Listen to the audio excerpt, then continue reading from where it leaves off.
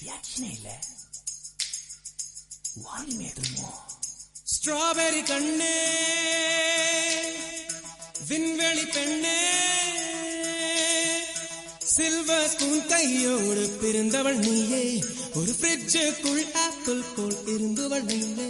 தங்க தட்டில் சோறு, பென்ஸ் ஏசி காரு, இருந்தும் நெஞ்சோடு சொல்லாத பாரம் என்ன?